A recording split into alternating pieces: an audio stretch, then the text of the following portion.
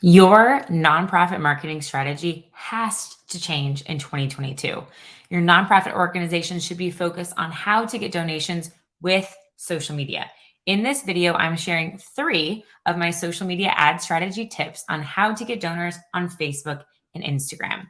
I'm Dana Snyder, CEO and founder of Positive Equation, and I help nonprofit marketers just like yourself thrive and raise funds online. So, if you've been looking for digital strategies to grow awareness and funds for your cause, you're in the right place. So, hit subscribe to make sure you get notified when new videos launch. Let's go ahead and dive right in. If you're looking to run social media ads, you most likely have a goal in mind, right? We want someone to take an action to do something. So, how do we encourage these random strangers to fall in love with your mission? All right. So, point number 1, we have to nurture them. You can't run just one ad. This is a big myth and misnomer, is that we launch one ad asking for a donation to an audience for the first time and think they're just going to open up their wallets and give. That's not true. We need to nurture someone into knowing who you are. So, in my free masterclass, which you can find out more information about in the description, I teach a 4-part ad series called the Donor Attraction Method. What this does is it guides someone from awareness to becoming an advocate. So again, you can click the link in the video description to RSVP, but I want to show you more about what I'm talking about here. So this is what the process looks like. The 4-part donor's journey is 4 ads, all with 4 different conversion asks or objectives. So ad number 1 is a video view campaign. So we are just wanting video views there. Ad number 2, engagement campaign. Ad number 3, this is the first time we ask someone to do something. So whether it's a donation, signing up for an event, signing a petition, registering for an event that you have coming on, or an email subscriber, doesn't matter. And then ad number 4, engagement campaign again. So this is another way of looking at it. Within my Digital Donors on Demand course, I share a worksheet that breaks down exactly what these 4 ads are. Again, ad number 1 is all about raising brand awareness. This is to a brand new audience. And then we are retargeting that same audience and guiding them through this nurturing funnel all the way to ad number 4, which in ad number 4, they have given, and this is them receiving an ad as a thank you note. So I love number 4 because it's like a surprise and delight one where, lots of times we get retargeted on Facebook when we go to literally any website to make a purchase. Airbnb, right? So we go to Airbnb, we're looking to book something, and then we go to Facebook and Instagram and we see an ad. Imagine if your donors made a donation, and then the next time they open up their Facebook or Instagram accounts, there's an ad there from you, from a key stakeholder, a short video. You can film it with your iPhone that's saying, thank you so much for being a donor. You've allowed our mission to thrive, and we're able to do XYZ impact. Share this with your family and friends because you're incredible. So that's tip number 1. You really want to make sure that you're nurturing someone along the way.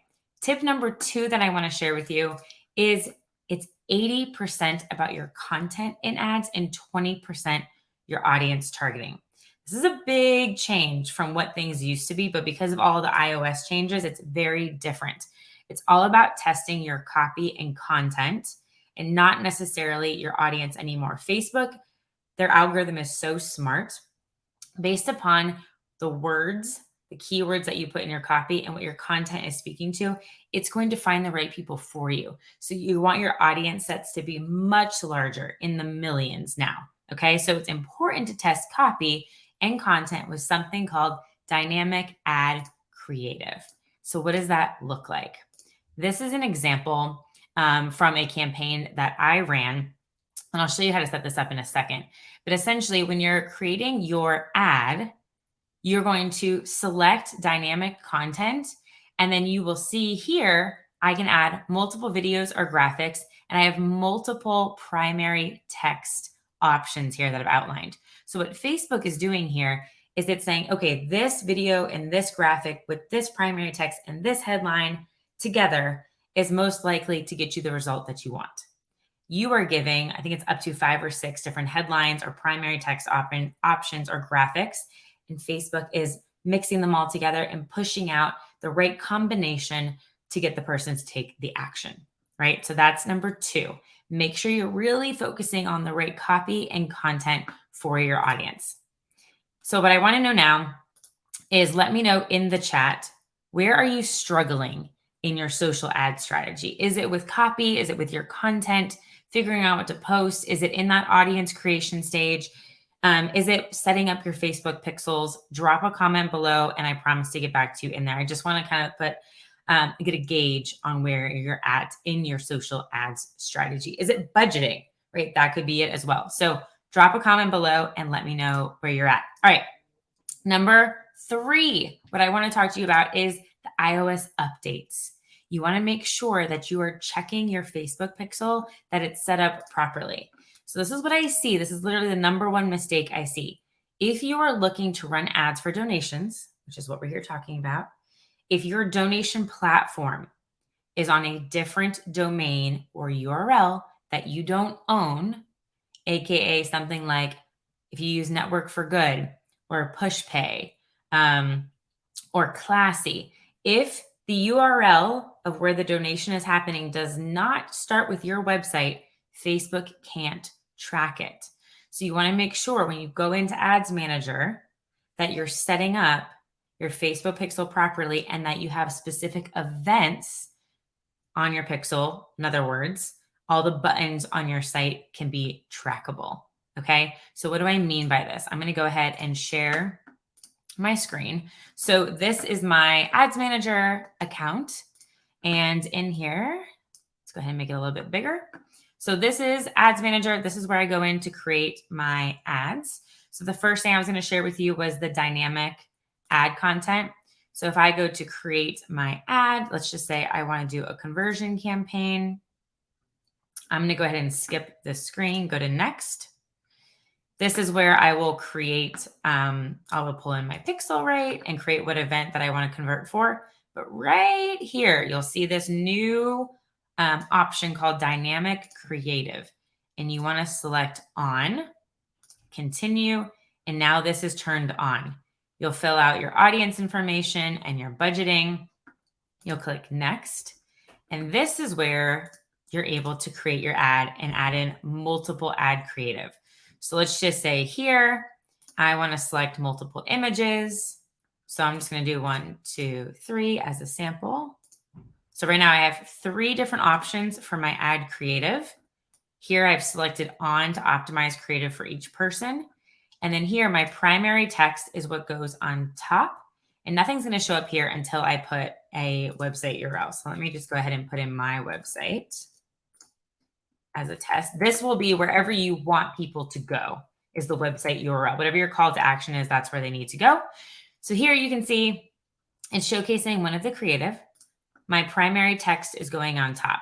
So the first one I will lead, I'm just going to make this up. I'm leading with a question. Okay. My second one could be I'm leading with a statistic. So again, this wouldn't be the copy, but you would share like, did you know, right, as a question, or this many, you talk something about your impact, right? A stat. And you can add another one, test, ABC. So I could have 3 different primary text options here at the top, and I can do the same thing for my headline at the bottom. Right now, it's where it says bold social media for nonprofits.